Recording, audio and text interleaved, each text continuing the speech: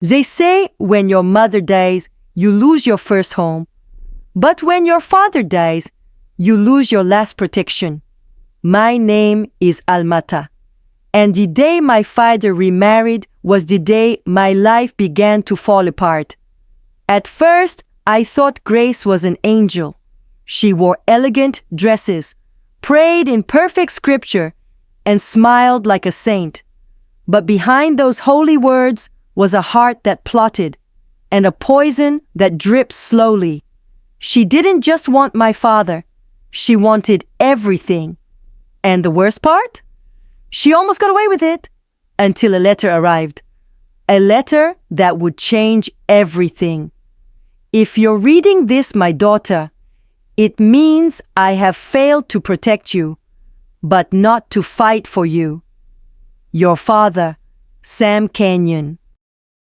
Sam Kenyon was a self-made man, a respected businessman in Monrovia, but to his daughter Almata, he was more than that. He was a protector, a teacher, a quiet hero. The family lived peacefully with Miena, Sam's devoted wife, and Almata's mother. They were a close-knit family. Laughter, prayer, and discipline filled their home. But peace has a shelf life. One morning, Miena didn't wake up. Complications from a sudden illness took her life in just days. Sam crumbled. Almata, only 17, watched her father's spirit collapse under the weight of grief. The house grew quieter. The joy disappeared. And for 2 long years, father and daughter survived on memory alone. Then came Grace, elegant, articulate, always quoting Bible verses and wearing crisp lace dresses. They met at a business networking brunch. She introduced herself as a widow. Kind, gentle, understanding. Sam smiled again. He found comfort in her voice. Within months, he introduced her to Almata. She called Almata my child. She prayed. She cooked. She played the part of a woman sent by God. The wedding was quiet, traditional, modest. But beneath the ribbons and rice, something was already rotting. After the wedding, Grace slowly began to transform the house. Almata was moved to a storage room under the stairs. Her childhood photos were replaced by Grace's framed scriptures and vanity portraits. Sam, still blinded by love and the illusion of peace, said nothing. Then, one day, while he traveled for a business trip in Ghana, it happened. Grace handed Almata a sealed envelope. "Your father and I agreed," she said coldly. "It's time you left." Inside was a fake letter, a bus ticket to Ganta. No embrace, no explanation. Almata packed her things, tears filling her eyes, and left her father's house like an unwelcomed guest. In Ganta, Almata moved in with her kind but poor aunt. She found work as a classroom cleaner in a private school and began taking night classes. She wrote her father, called repeatedly, but received no reply. Unbeknownst to her, Grace had blocked all access. Letters were burned, numbers were deleted. Meanwhile, back home, the real enemy moved in. Prince Zizi, a smooth-talking man Grace introduced as her cousin. But he was no family. He was her secret lover and partner in crime. Sam's health began to fail. His food tasted different. His pills no longer helped. Dizziness, confusion, weight loss. Grace assured him it was stress. She brought in her own doctor, a man loyal not to his oath but to her pockets. The poison was slow but steady. Meanwhile, Grace and Prince plotted in whispers. They withdrew funds, changed property documents, rewrote a forged will. What they didn't know was this. Sam had begun to suspect. Late one night, Sam accessed a hidden hard drive in the flower pot in his office. He saw everything. Footage of Prince and Grace kissing, conversations about finishing the job, doctored pills, hidden receipts. That night, Sam made a plan. He recorded audio clips, backed up files. Then he sat down and wrote a letter. My daughter, if you're reading this, then I've already failed in body, but not in truth. He handed the letter, recordings, and new legal documents to his trusted assistant, Mr. Barku. Give this to Almata. Only her. No one else. The next morning, Sam collapsed in his room. Grace didn't rush to call an ambulance. She called the fake doctor first. By the time medics arrived, it was too late. Sam Canyon was dead. Grace wept loud. The funeral was grand. Too grand. Held at a prominent church in Monrovia, Sam Canyon's casket sat beneath golden drapes, surrounded by politicians, business partners, and camera crews. Grace arrived in a long black lace gown with a netted veil over her face. She wept loudly, hugged the guests, posed for photos. Prince stood behind her, silent, posing as a distant family friend. When Almata walked into the compound, dressed in her late mother's patterned lapa, clutching her worn handbag, nobody noticed her. She wasn't announced. Her name wasn't on the program. She had no seat. She stood quietly at the back of the crowd, her eyes fixed on the coffin, hoping to be called forward, to speak, to say one last goodbye.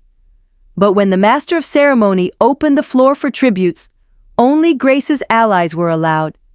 Almata stepped forward, politely raised her hand, and was blocked by an usher. Only family, he said. She tried again. This time Grace's cold voice cut across the microphone. We don't need disruptions today. Please continue. The room grew silent. Some looked at Almata, then looked away. She walked out of the church quietly. No one followed. She didn't cry. Not yet. 2 weeks later, Almata, now thinner and quieter, was sweeping outside her school when a black car pulled in. Mr. Barku stepped out with a sealed envelope. Your father never forgot you. She sat under the mango tree, the same one she once cried beneath. Inside the envelope, her father's handwritten letter, a USB drive with video and audio proof, medical records, a notarized new will. The world paused. For the first time in 2 years, she wept with relief. When Mr. Barku handed the envelope to Almata, she didn't speak. She sat quietly beneath the same mango tree where she once cried as a child. The sky was pale. The wind whispered. Her hands trembled. She opened the envelope slowly.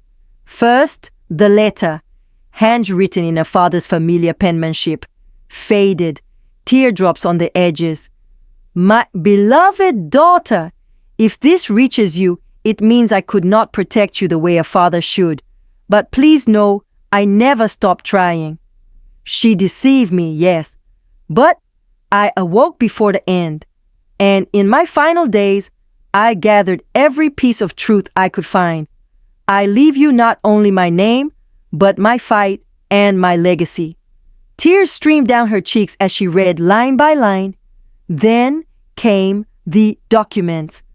A signed, notarized will naming Almata as the sole heir to Sam's estate. Audio recordings of Grace and Prince planning his demise. CCTV clips of their midnight conversations. Medical reports showing poisoning. Her world had been ripped apart, but now it was being stitched back together with truth. She clutched the letter to her chest and whispered, "I forgive you, Pa." Almata took everything to Mrs. Tamba, the lawyer her father trusted. Mrs. Tamba, a no-nonsense legal mind with a heart for justice, moved fast. An emergency injunction was filed to stop any further transfer of assets by Grace. The evidence was overwhelming. Court proceedings began in Monrovia. The courtroom was full. The public was curious. Journalists hovered outside with cameras. Grace appeared in a black skirt suit, still pretending to mourn. Prince, calm and cocky, leaned back in his seat until the first recording played. His voice, "Give him the fake pills. We need the signature by tomorrow. He's almost done." Gasps filled the room. Photos, footage, emails, fake prescriptions, all presented like slow, unfolding punishment. Almata sat quietly at the back, dressed in her mother's lapa. She said nothing. She just watched as the weight of truth crushed two liars. Verdict: guilty. Grace received 18 years. Prince got 22. As she was led away in handcuffs, Grace turned to Almata. For the first time, she looked afraid. With the court's ruling, Almata officially became the heir to the Canyon estate. She walked through the mansion alone, each room filled with memory. Her father's office still smelled of his cologne.